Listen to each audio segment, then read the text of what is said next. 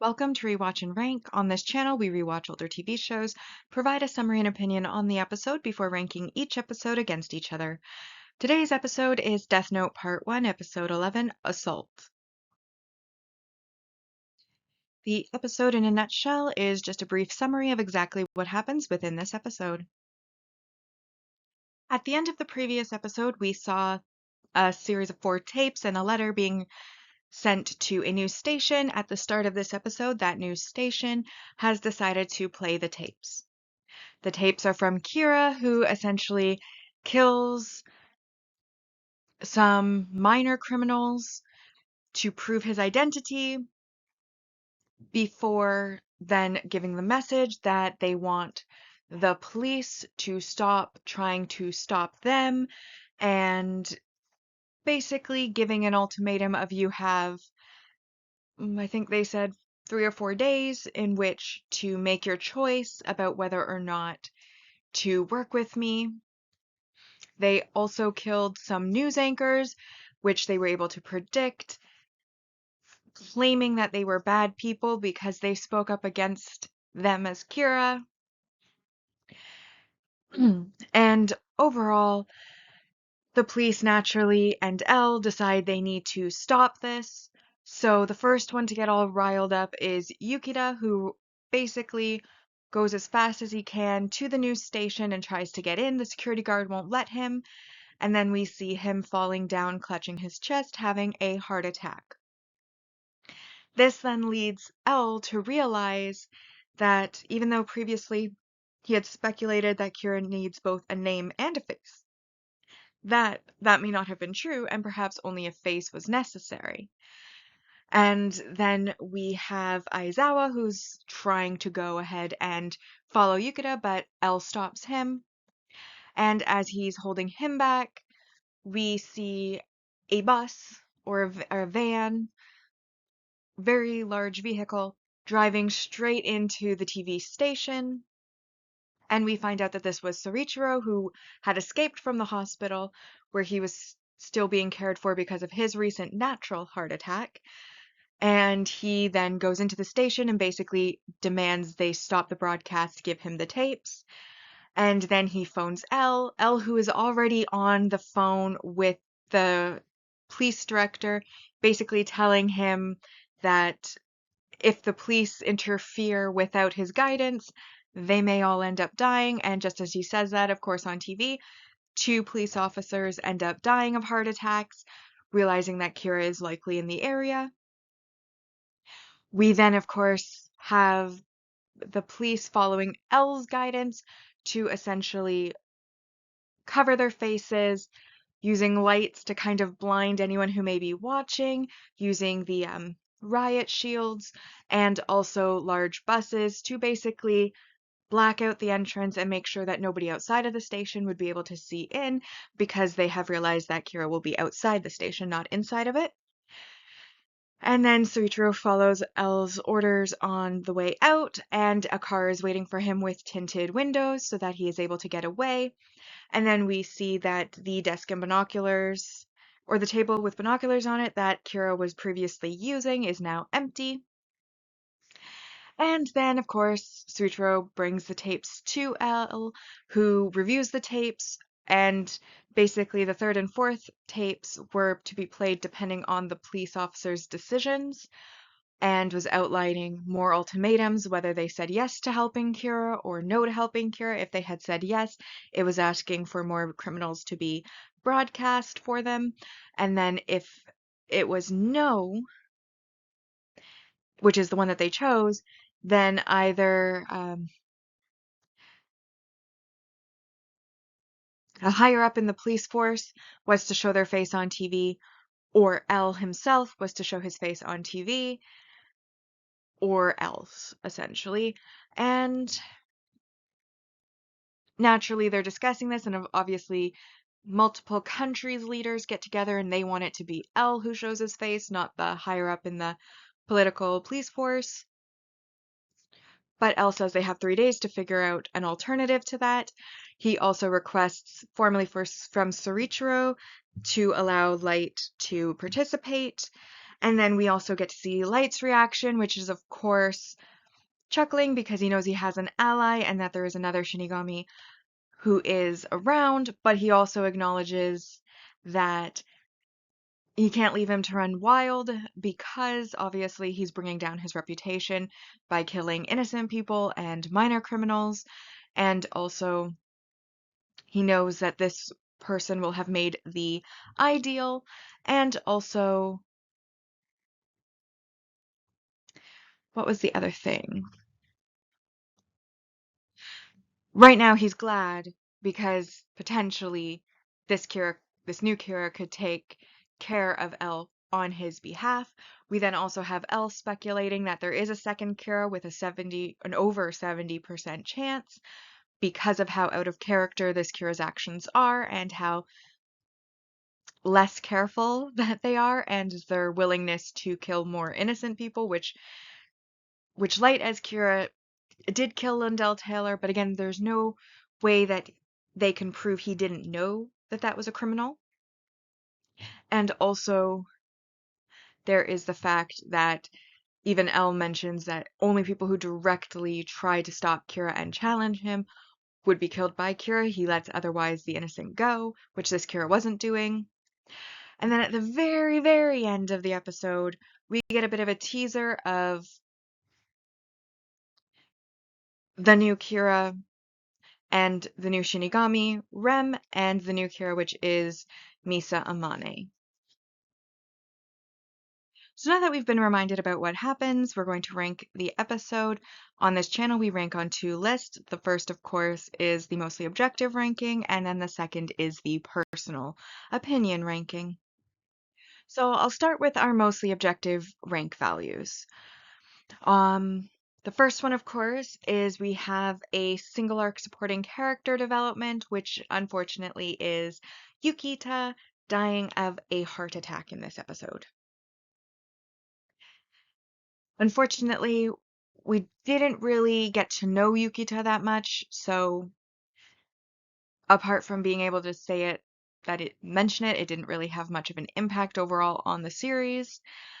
And then, of course, our second point was the impactful slash memorable moment line, etc., which of course is Soichiro driving a bus into a TV station.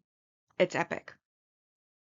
I also really like the way that the police kind of shield him from Kira going forward with all of their like riot gear, making a shield, bringing in buses, putting like tarps between the spaces of the buses so that Kira can't see in and their faces are all covered. And then like the car, it feels very I don't want to use the word epic again, but I still think it feels kind of epic. Like you can really feel the importance of it, and it's almost like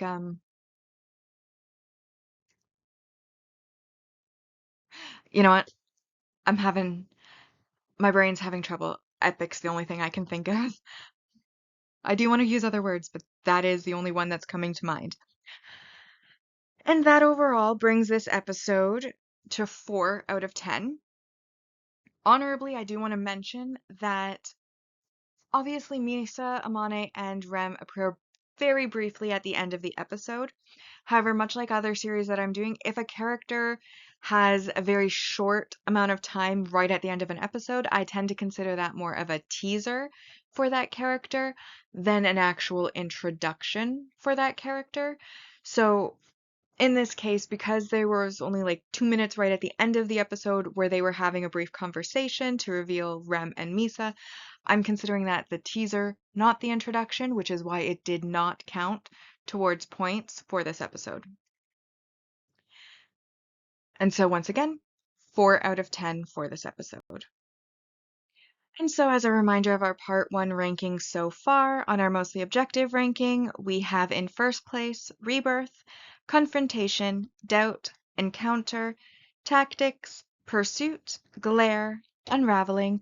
In ninth, we have Dealings, Assault is this episode, and that fell into 10th, and then 11th was Overcast. So now for my personal opinion on this episode, I wasn't fond of it. I understand from an author's perspective why a second Kira was brought in. Obviously, Light is set up as a genius, L is set up as a genius, and apart from what Light was purposefully revealing, which honestly, even then, I kind of thought was dumb, but in the earlier episodes, he was trying to lure Elle into their game of cat and mouse, and he made some stupid mistakes, but he's been mostly avoiding those since then. So in order for this game of cat and mouse to continue, somebody who is not quite a genius needs to be brought in to make the mistakes that Light wouldn't make so that information can be gathered by Elle to continue this game of cat and mouse and keep it alive. And so I understand the purpose of the second Kira. However, I do not like them. I feel like obviously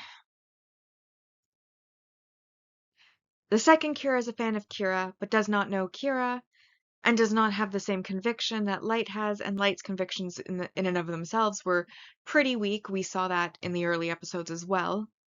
I have commented them on the episodes that they pertain to, but I don't like the second Kira's mistakes. I don't like that they're not of the same level as Light and Elle, because it kind of feels like, stop getting in the way of their game. Like, you're an unnecessary.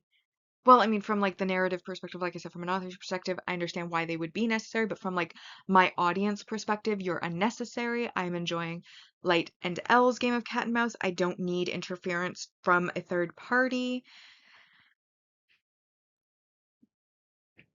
And even Light, like, immediately is like, this is to my advantage. Maybe this Kira can get rid of Elle. They obviously have the stronger killing power because they've taken the ideal.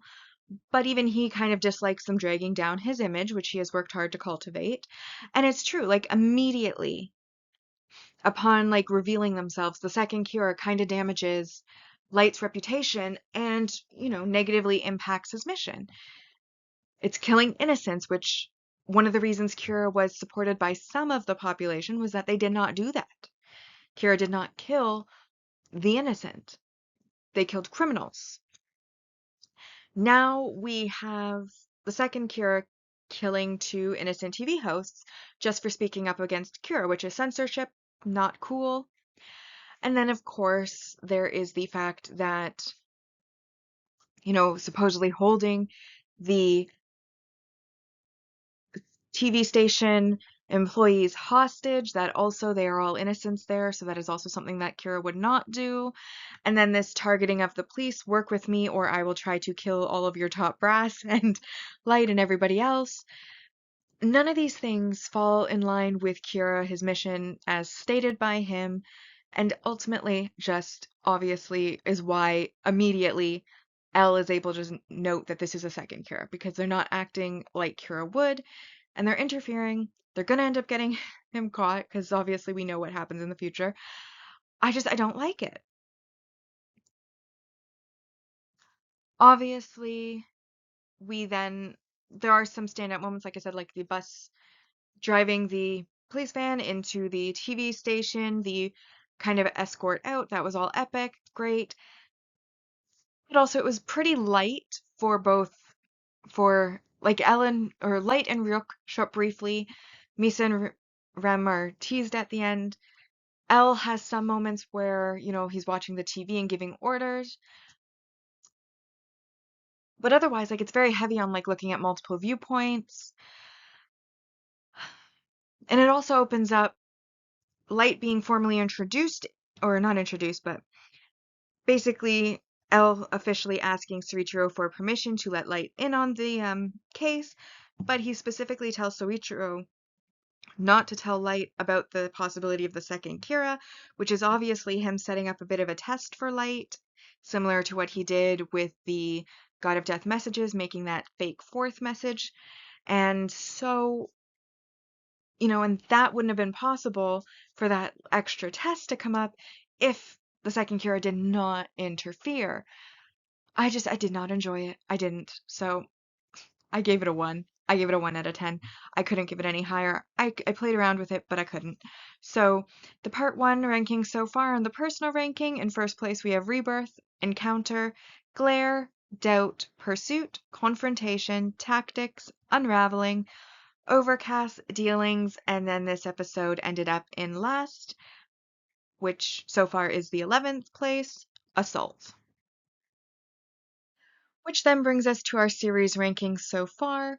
And for part 1, we are now up to 77 out of 260.